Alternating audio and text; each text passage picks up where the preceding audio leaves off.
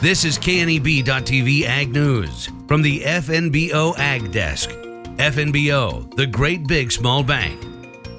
Well, good evening to you and welcome inside Pinnacle Bank Arena, home of this year's Nebraska FFA State Convention Session 7. Just wrapping up moments ago behind us, I should say. I'm Bryce Duska, joined this evening by Alex Wojcicki. You heard Bryce say Session 7 just wrapped up. That means the new Nebraska FFA State Officer team was elected, and we get to meet each and every member of this year's team. Well, let's go ahead and do so as we have the first Nebraska FFA State Vice President step up here. First, have you introduce yourself as well as tell us where you're from. I am Timm. I am from the Creek Valley FFA chapter. Okay, Grace, for those not familiar with Nebraska geography, where is the Creek Valley FFA chapter? It is a consolidation of Chapel and Lodgepole, right in the middle between Sydney and Ogallala. Okay, so the Panhandle is where you're joining us from. You just came off the stage. Folks can see it behind us. How did that feel to hear your name called? Very overwhelming and exciting. I was like, no way they said my name. No way they said my name. Have you always wanted to be a state officer, or take us back to the moment you decided you wanted to do so?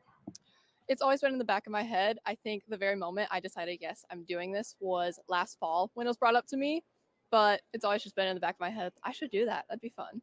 Well, congratulations to you. That is one of our Nebraska FFA State Vice Presidents joining us here. Alex, I will send it over to you. Now we get to meet State Secretary Amelia Rourke of the Waverly FFA chapter. When your name, Amelia, was called to the stage to serve as State Secretary, what was going through your mind? Oh, I was so nervous because I waited through all the vice presidents. But when my name was called, I was just filled with excitement because I had heard the names of the people called before me. And I've just made some great connections with my fellow officers. And I'm just so excited. Tell me about that moment, Amelia, when you decided, I want to be on that stage. That's what I want to do. So I've never actually been to an in-person state convention. I joined sophomore year.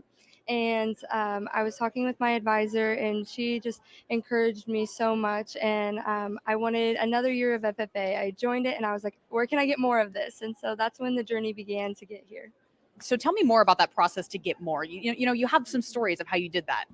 So I had my first CD competition. I was in ag sales, and I had such a great experience that I said, where can I get more of this? And I ran that year for chapter office, and I became our chapter president. I served for my junior and senior year, and I joined everything. If I had the time through my busy schedule, I was at FFA. Early morning practices, I couldn't get enough of it. I'm sure you're excited to bring that dedication to the team. What do you hope to bring to FFA members as you're in your year of service? So through the people I've met in FFA, they've just been super encouraging and some of the best people I've ever met. So the connections are so important to me. And if I could build those relationships with other FFA members and students and help inspire them and encourage them, then I think that my work would be accomplished. All right. We can't wait to see what you do. That is Amelia Rourke. She is serving as the state secretary from the Waverly FFA chapter. Alexis Boatlock from the Pender FFA chapter, serving this year's Nebraska FFA state president. Had to check your last name. Did I get it right there, Alexis? Yes, you did. Thanks. Had to make sure I did so. You had the honor of being the last name called as state president. You get to wait and sit and watch all your teammates run up there, not knowing if you were going to be one of them or not. How did that make you feel, and what did it feel like when your name was finally called? Oh my gosh, I was just standing in that circle and my knees are shaking, and I'm just waiting for anyone else's names to be called. Everyone that I've met over the last month has been so amazing. And then when I just heard my name, at first I didn't even know what to do. I was just so excited to run up there, and I know these guys are going to be my best friends, so I just wanted to get on that stage with them. What made you want to serve as a Nebraska FFA state officer?